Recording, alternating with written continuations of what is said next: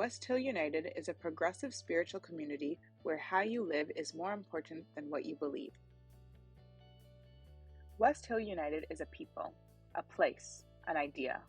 We are a community living out of a progressive faith, striving to make a positive difference in our own lives, the lives of others, and the world.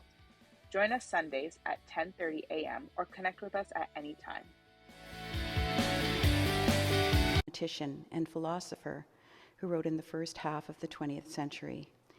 In his signature tome, Process and Reality, he asserts that reality is not made up of substantive, unchanging things. Rather, reality is flow.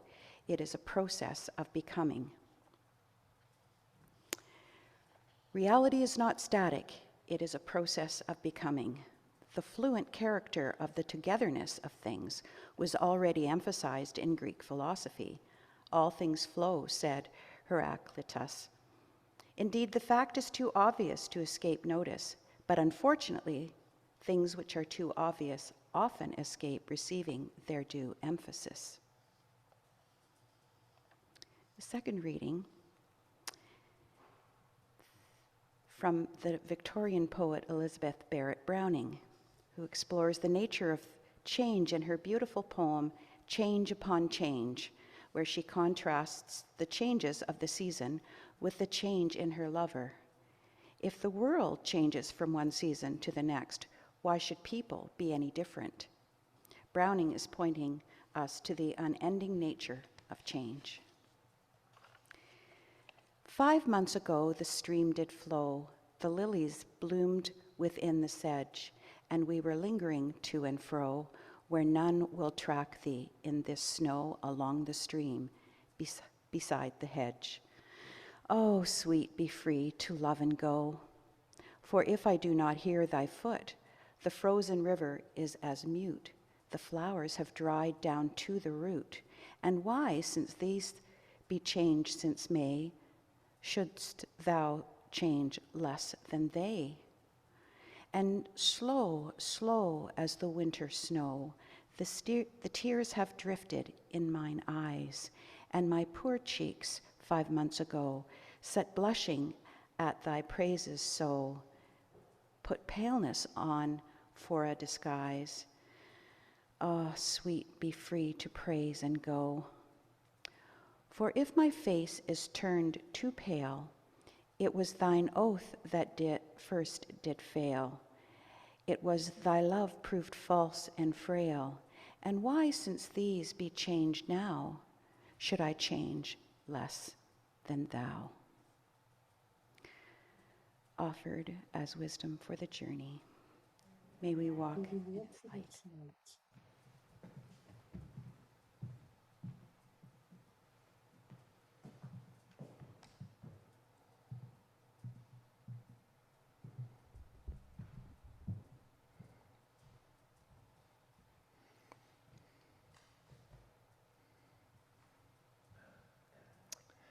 Change is hard.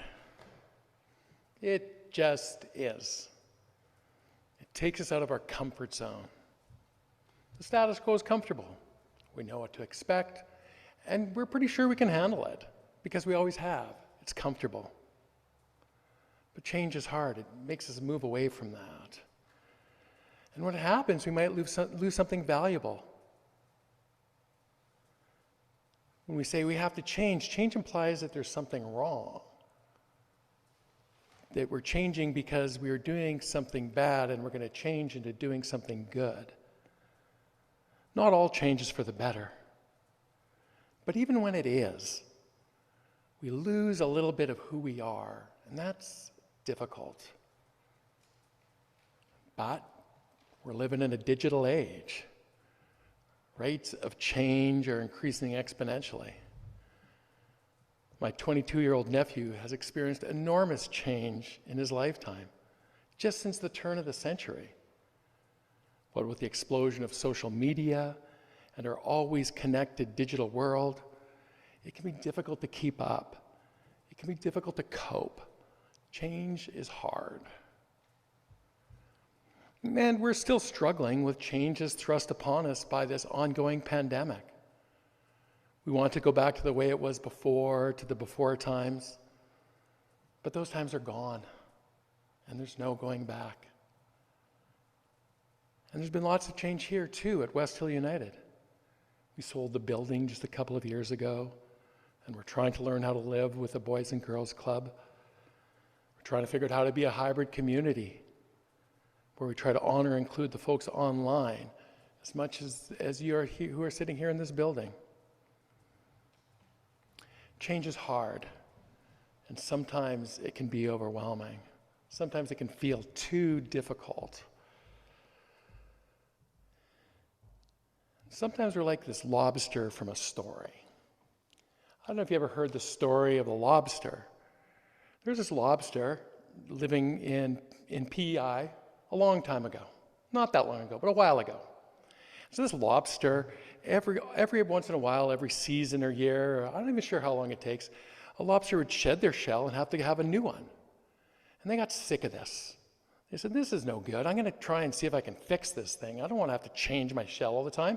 Because when they changed their shell, they had to go hide because they were susceptible to predators. And so the lobster gets on the bus and takes the train into Charlottetown, takes the bus into Charlottetown, and goes to see the doctor and says, Doctor, I keep losing my shell all the time. It's telling I have to change all the time. There's nothing wrong with me. Why do I have to change? There's nothing wrong. And then I get scared. It's really hard to change. And so the doctor said, well, I know what we might try. We can try this special procedure shellac thing that I have. And they smeared it all over the lobster. And they said, maybe you won't have to change your shell anymore. Maybe it'll just stay forever. It won't molt away. The lobster said, thanks so much, doctor. That's great. So gets on the bus, goes back to, I don't know, wherever he was, and then ends up going about his life, saying, oh, this is great, I don't have to change. And all the other lobsters, they would change their shells. He'd be, look at you have to change, I don't, ha. He's very happy. But then he started to notice that it was getting kind of constricting, that it wasn't allowing him to move as well as he wanted to. And he was feeling, it even started to hurt him. And so he got back on the bus to go see the doctor, and this time to put the fare in, he had to go like this because he couldn't even move. So he drops his fare in the thing and goes back and sits down, and he's taken up 2 seats. And he goes into the doctor, finally gets to the doctor, and says to the doctor and says, hey, my shell didn't go away, but it's like stuck, and now I can't move. I'm all stuck. And the doctor says, wow, I wonder what happened. You know what? I think you were growing. And in order to continue growing and being who you are, you had to change your shells. So I'm going to take this, I got an antidote. So glad I got to use the word antidote. You got an antidote, and you smeared it all over the shell, and then it came back, and it was all good. Point is that change is good. It's hard, but change is good. It may be inconvenient, difficult, but it's good. Of course, there can be bad changes. We're allowed to judge. But whether or not change is bad or good in the moment, change is a reality. You cannot remain the same. That's just the world we live in. You're not the same person you were 5 years ago, 1 year ago, 1 month ago, or even 5 minutes ago. We're always changing, always becoming. Change is going to happen. It's a reality. And that's what Alfred North Whitehead was talking about in what we heard in the reading a few moments ago in his book, Process and Reality. And he says that change is not static, it is a process of becoming. So we don't look at reality as the things we can touch, like my laptop or the stand. No, that's not reality. Reality is not made up of things, but rather it's made up of moments. Reality is the process of becoming, never static. And each and every moment we have a new reality. Of course, it doesn't change radically from the reality a moment ago. It takes many moments for drastic change to occur, but there's still change. Change is at the heart of reality. We are slightly different in each moment, and the world is slightly different in each and every moment. The world is always changing. It can be no other way. If we never changed, then evolution would be impossible, and there would be no life. We would have remained as green slime, immune to photosynthesis. And maybe to help us understand this a bit, we can take a quote that I did earlier when I introduced the theme from James Joyce's Finnegan Wake. His novel Finnegan Wake blends standard English words with wordplay, Irish mannerisms, and puns in multiple languages to create a dream language, a language which dances around meaning, but somehow moves us into a deeper truth. And so what he wrote in Finnegan's Wake was, every person, place, and thing in the chaosmos of Ali Anyway, connected in the gobbledygump turkery, was moving and changing every part of the time. What Joyce poetically understood was that order does not rule the universe, but chaos is intrinsic to reality. We don't live in a cosmos. We live in a chaosmos, as Joyce tells us. Chaos theories tell us that complex organizations cannot come into being through an orderly, step-by-step growth. Such systems tend to stagnate, folding in upon themselves, stuck in a cul-de-sac, never changing enough to complexify. Instead, for complex organizations to become, to grow, chaos is necessary. It's part of new life. Change is a part of life. Reality is not static. We live in a process of becoming. The cosmos is not stuck the way it is because it's not a cosmos, it's a chaosmos. What we currently have, what is currently existing, is not inevitable. There are new possibilities. The as is not the same as the will be. Reality is a process of becoming. In fact, change is grounded in life. So if we admit reality is not static, it's a process of coming, then it behooves us to embrace change in a positive manner. We can't try and remain the same like the lobster. It just doesn't work. We must shed our shells and grow new ones if we're going to adapt and live and flow with change. So that's what we're trying to do with the action plan and becoming a hybrid community. We've listened to people who appreciate what we're doing throughout the world and have connected through Zoom.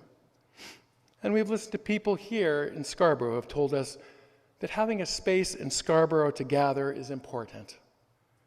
And so we're trying to morph into a new community where we're both online and in person, and it's one community, not two. Now, of course, we don't want to lose who we are. That's important.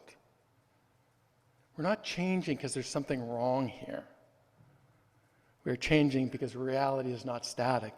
It's a process of becoming. And in some ways, you can't really lose who you are because who we are in this moment has a large influence on what we become in the next moment. It's not exactly the same, but it's only a bit different. Reality is a process of becoming, and who we are now, well, it does not define us. It has a huge influence on who we will become. So as we change, and some more words from Whitehead, Whitehead told us that the art of progress is to reserve order amid change and to preserve change amid order. So we can't get stuck in our order here. We have to preserve that change. But we can't change willy-nilly. We have to change with order, with who we are, honoring our past, honoring who West Hill is.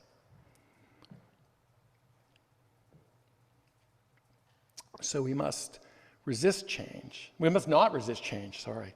We must not resist change like the lobster tired of his shedding shell. But we must not just accept, we can't just accept change and say, okay, it's going to change, but I'm going to hide from it. We can't hide from it either. We must embrace the change and grow with it, not losing who we are, but becoming something new, We must get in the flow, as Heraclitus called it, and live in rhythm with the web of life. So change is hard, but change is good. It's good because reality is not static, but is a process of becoming. Change is good because it's grounded in life.